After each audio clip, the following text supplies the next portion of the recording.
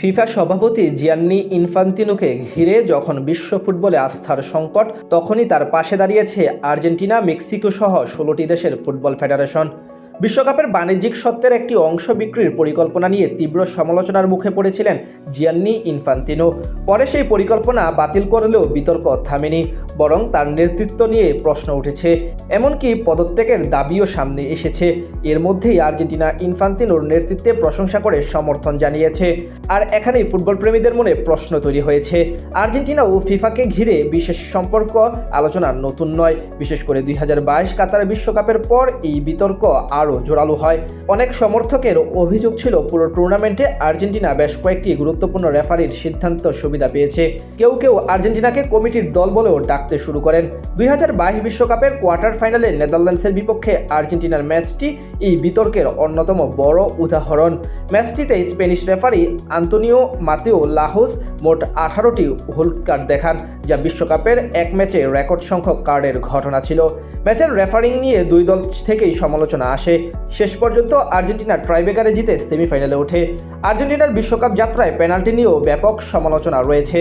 Argentina ২০২২ বিশ্বকাপে একাধিক penalty পেয়েছিল, যার কয়েকটি নিয়ে প্রতিপক্ষের সমর্থকদের মধ্যে প্রশ্ন তৈরি হয়। বিশেষ করে নেদারল্যান্ডস ও ফ্রান্সের বিপক্ষে ম্যাচে আর্জেন্টিনার পাওয়া পেনাল্টি নিয়ে সামাজিক যোগাযোগ মাধ্যমে বিতর্ক ছড়ায়। এসব সিদ্ধান্তকে কেউ সঠিক বলে মনে করছেন, আবার কেউ মনে করছেন আর্জেন্টিনা তুলনামূলক বেশি সুবিধা পেয়েছেন। এমনকি ফাইনালেও বিতর্কের কমতি ছিল না।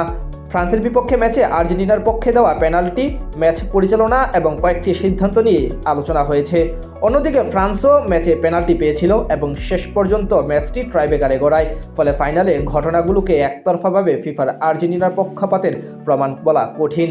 তারপরও ফুটবল প্রেমীদের সেই পুরনো প্রশ্ন থামেনি। ফিফা সভাপতি ইনফান্তিনো যখন মেসির যোগকে বিশেষভাবে প্রশংসা করছেন এবং এখন সেই ইনফান্তিনোর পাশে আর্জেন্টিনা দাঁড়িয়েছে, তখন সামাজিক যোগাযোগ মাধ্যমে স্বাভাবিকভাবে শুরু হয়েছে ব্যঙ্গ। কেউ বলছেন এতদিন ফিফা আর্জেন্টিনার পাশে ছিল, এবার আর্জেন্টিনাও ফিফার পাশে। আবার কেউ মজা করে বলছেন সম্পর্কটা তাহলে একতরফা ছিল না। এবার আসা যাক ইনফান্তিনোকে ঘিরে বর্তমান সংকটে।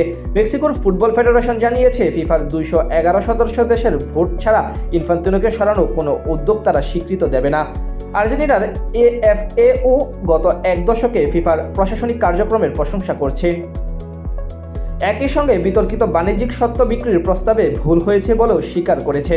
দক্ষিণ আমেরিকার ফুটবল সংস্থা কনমেবল এবং আফ্রিকার ফুটবল সংস্থা সিএএফও ইনফান্তিনোর নেতৃত্বের প্রতি সমর্থন জানিয়েছে। বিশ্ব ফুটবলে খেলোয়াড়দের সংগঠন ফিফা প্রো ইনফান্তিনোর সমালোচনা করেছে।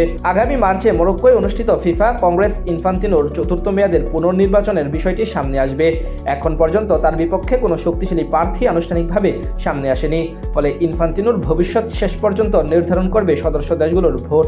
আর ফুটবল প্রেমীদের জন্য মজার প্রশ্নটা থেকেই যাচ্ছে, এতদিন যদি অভিযোগ থাকে ফিফা আর্জেন্টিনার পাশে, তাহলে এবার যখন আর্জেন্টিনা ফিফার পাশে দাঁড়ালো, সেটাকে কি বলা হবে না ফেভারের রিটার্ন গিফট?